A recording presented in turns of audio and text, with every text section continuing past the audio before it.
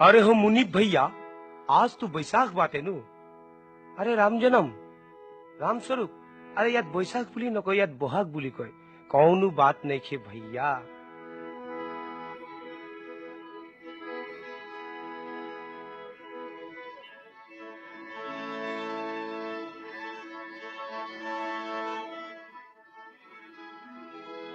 लेकिन की होल भाई?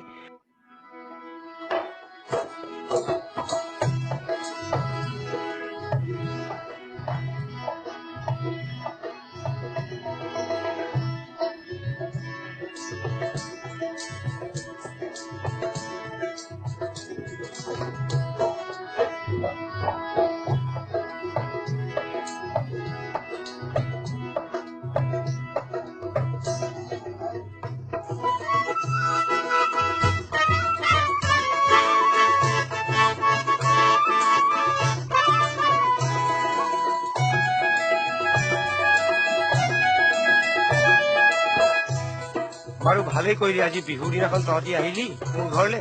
बह अलप जलपान जलपान किबा এটা खाई जाबी।